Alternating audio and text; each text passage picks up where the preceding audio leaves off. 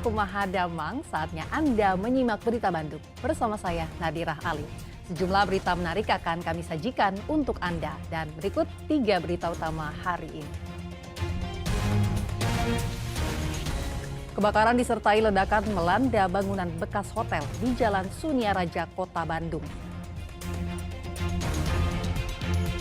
Perlintasan kereta tanpa palang pintu kembali telan korban. 2 orang ibu yang berboncengan motor tewas tertabrak dan terseret kereta api Airlangga di Subang. Kawanan begal sadis yang merampok supir ojek online digerebek polisi di Bekasi. 1 pelaku bersembunyi di atap rumah.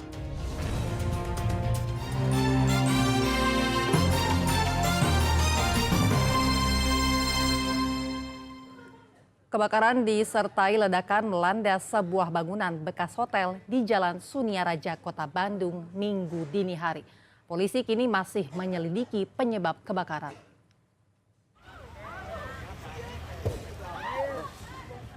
Kobaran api membakar bangunan bekas hotel di Jalan Suniaraja, kawasan Kebun Jeruk, Kota Bandung, Minggu dini hari. Kebakaran terjadi saat bangunan tanpa berpenghuni, sehingga tidak jatuh korban jiwa. Beruntung api tidak sampai merembet setelah petugas pemadam kebakaran dikerahkan ke lokasi.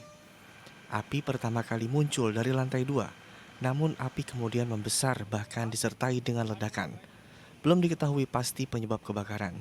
Di lantai 2 saja, di lantai 2, bagian lantai 2, kalau di bawah aman.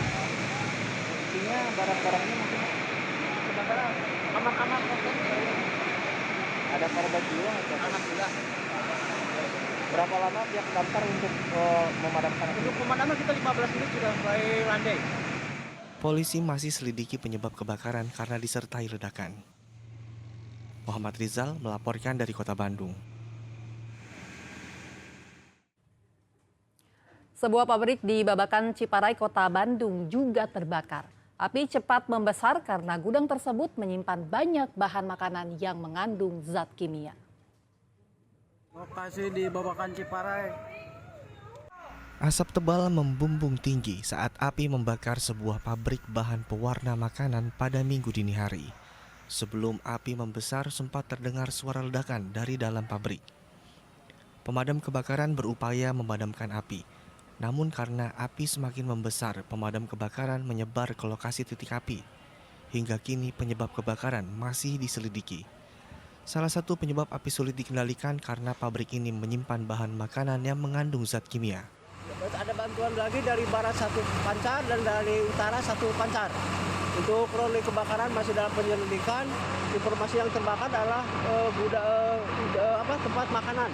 Juga ada bahan kimia untuk makanan. Untuk api mulai dapat dikendalikan. Sudah di bawah. Jadi tinggal ada uapnya saja. Tadi kita akan penyemprotan, mudah-mudahan setengah jam ke depan kita selesai. Tidak ada korban jiwa dalam kebakaran, namun kerugian ditaksir mencapai ratusan juta rupiah. Muhammad Rizal melaporkan dari Kota Bandung. Sejumlah rumah di kawasan permukiman padat di Cianjur ludes terbakar. Beruntung tidak ada korban jiwa. Api diduga bersumber dari tungku kayu bakar di salah satu rumah yang terbakar.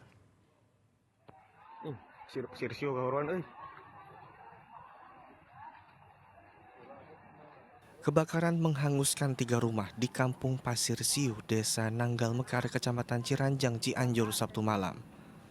Api merembet dari satu rumah ke rumah lainnya. Banyak bahan mudah terbakar, membuat api cepat merembet dan membesar. Pemadam kebakaran mengerahkan 2 unit mobil untuk menjinakkan api. 2 jam berselang, api berhasil dipadamkan. Dugaan sementara api bersumber dari tungku kayu bakar di salah satu rumah yang terbakar. Ada kebakaran 3 rumah, korban 3 rumah. Ya, yang ditempati 2, yang 1 kosong, yang tengah-tengah. Cuman awal mula api, titik api berasal dari rumah yang paling kiri, diduga mungkin dari kayu bakar. Kebakaran tidak menimbulkan korban jiwa, namun kerugian mencapai ratusan juta rupiah. Rendra Gozali melaporkan dari Cianjur. Pagar gerbang sebuah perumahan di Desa Mampir, Kecamatan Cilengsi, Kabupaten Bogor dibongkar orang yang tidak dikenal. Pembongkaran itu diduga atas perintah kepala desa karena dianggap mengganggu ketertiban umum.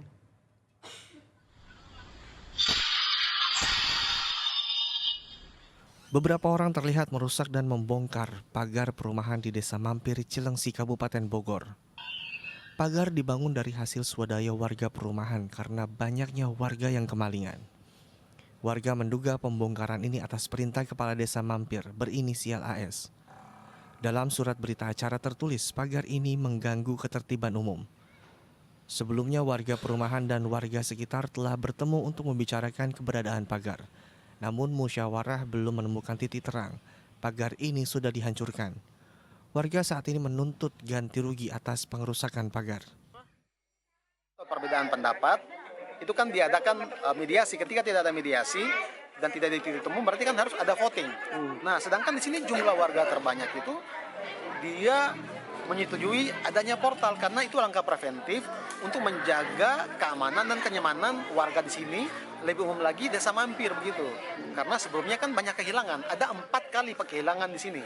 Kades harus memasang ini portal kembali, memasang kembali ini portal. Ketiga, Kades harus mengganti atas kerugian yang dialami oleh warga. Karena setelah pembongkaran, warga itu urunan lagi untuk melakukan pemasangan polisi tidur untuk menghalangi langkah atau ruang gerak daripada maling. Pihak Kecamatan Cilengsi akan memfasilitasi masalah ini. Mereka menyerahkan sepenuhnya kepada polisi jika ditemukan adanya unsur pidana. Juga perlu cek apakah perumahan ini juga fasilitas-fasilitasnya sudah diserah terimakan belum kepada pemerintah daerah. Jadi kita bisa cek ini masih kewenangan developer kah atau siapa. Ya, jadi permasalahan ini sebetulnya harus kita musyawarahkan dulu dengan RT RW dengan pemerintah desa. Sedangkan kan ini belum diselesaikan dengan secara musyawarah, Pak. Nah, itu kita tidak bisa melakukan tindakan apa-apa mungkin dari pihak yang berwenang ya yang bisa menentukan hal tersebut. Apakah itu termasuk pengerusakan dan lain sebagainya seperti itu. Saat tim kami ingin konfirmasi langsung kasus pengerusakan pagar kepada Kepala Desa Mampir, ia sulit ditemui. Asep Solihin melaporkan dari Kabupaten Bogor.